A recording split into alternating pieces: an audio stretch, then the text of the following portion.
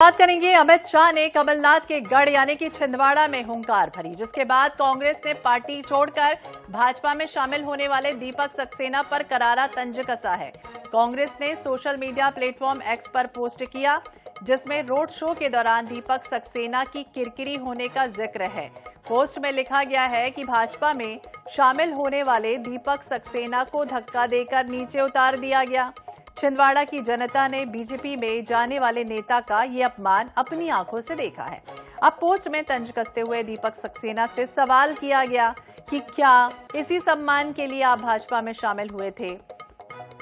तो दीपक सक्सेना भी हाल ही में कांग्रेस छोड़कर बीजेपी में शामिल हुए हैं और उसके बाद ये तस्वीरें सामने आई जिसमें कांग्रेस अब तंज कस रही है। धक्का देकर उन्हें नीचे उतारा गया और अब कांग्रेस से सवाल कर रही क्या यही सम्मान पाने के लिए भाजपा में शामिल हुए थे।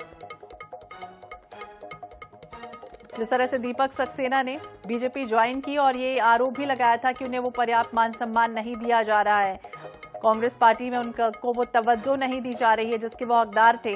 इसके बाद उन्होंने कांग्रेस का दामन छोड़ दिया था और बीजेपी की सदस्यता ग्रहण कर ली थी। लेकिन एक नजारा सामने आया छिंदवाड़ा से, जब केंद्रीय गृह मंत्री अमित शाह का दौरा चल रहा था, चुनावी सभा चल रही थी, मंच से किसी ने धक्का दिया। उसके बाद अब कांग्रेस को मौका मिला है। वरिष्ठ कांग्रेस नेता के मिश्रा जी हमारे साथ जुड़ गए। मिश्रा जी, बहुत बहुत स्वागत है आपका INS 24/7 पर। और ये तस्वीरें जिस तरह से धक्के की सामने आई हैं और कांग्रेस ये कह रही क्या इसी सम्मान के लिए भाजपा में शामिल हुए थे। देखिएगा, यह प्रश्न मैं चाहता हूं कि माननीय मुख्यमंत्री जी से पूछना चाहिए, जिन्होंने कहा था कि जो भी दल बदल कर कांग्रेस ज्वाइन कर रहे हैं वे दूध में शक्कर की तरह मिल रहे हैं। तो अब मुख्यमंत्री जी बताएं कि जो सिद्धांत विहीन दल बदलू उनकी शरण में गए हैं, यह क्या शक्कर की तरह मिलना है या सीधी तौर पर किया गया घोर अपमान। और यदि उनकी जगह मैं होता, पहली बात तो काल्पनिक बात कर रहा हूं, मैं अपनी जिंदगी में कांग्रेस पार्टी छोड़ ही नहीं सकता हूं। यदि इतना अपमान मेरा किया होता, जो मैंने वीडियो देखा है कल, तो शायद मैं भारतीय जनता पार्टी को भी त्याग देता और राजनीति छोड़ देता। मिश्रा जी, ये भी तो हो सकता है कि क्योंकि भीड़ भाड़ होती है मंच पर और एक के बाद एक सब आगे बढ़ने की होड़ रहती है, फोटो खिंचवाने की होड़ रहती है नेताओं की, हो सकता है धक्का अचानक से लग गया हो। चुनिंदा लोग उसमें गृह मंत्री जी के साथ खड़े हुए हैं, वो गृह मंत्री जी के रोड शो का है और जिस तरह हाथ पकड़कर सुरक्षा कर्मी ने उन्हें गाड़ी से उतारा है वह बहुत ही घोर अपमानजनक स्थिति है।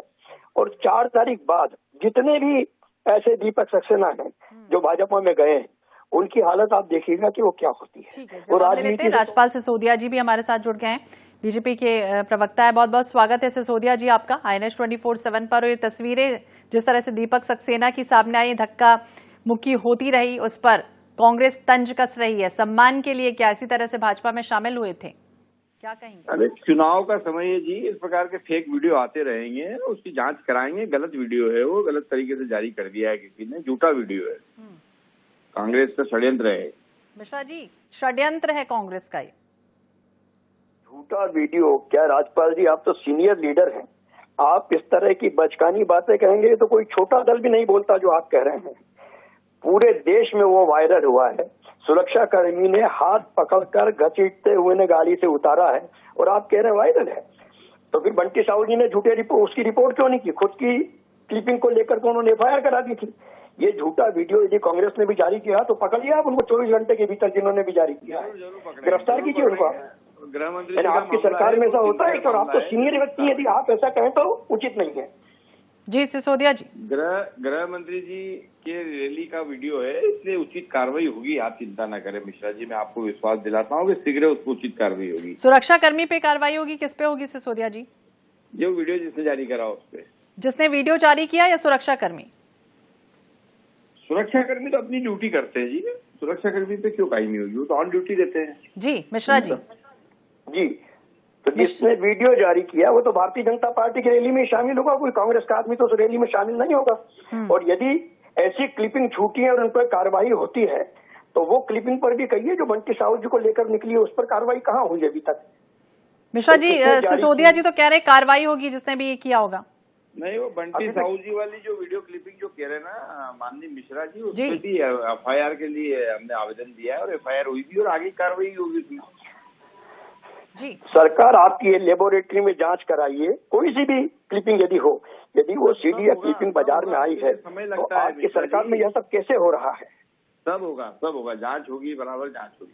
मिश्रा जी कह रहे हैं बराबर जांच होता रहेगा कांग्रेस के नेताओं समय लगता है, हर काम में समय लगता है, थोड़ा प्रक्रिया रहती है। मिश्रा जी प्रक्रिया होती है, हर समय टाइम लगेगा। अपमान भी एक प्रक्रिया के तहत ही हुआ है ना। सिसोदिया जी कब तक उम्मीद कर सकते हैं?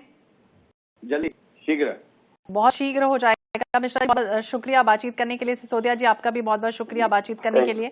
तो सोशल मीडिया एक्स पर ये पोस्ट सामने आए हैं जब दीपक सक्सेना को धक्का लगा है। हालांकि ये कहा जा रहा है कि सुरक्षा कर्मी ने उन्हें नीचे मंच से उतार दिया। इस पर अब कांग्रेस करारा तंज कस रही है। क्या इसी सम्मान के लिए भाजपा में शामिल हुए थे दीपक सक्सेना? तो रोड शो में अपमान का हवाला दिया गया। छिंदवाड़ा से अहम खबर सामने आई।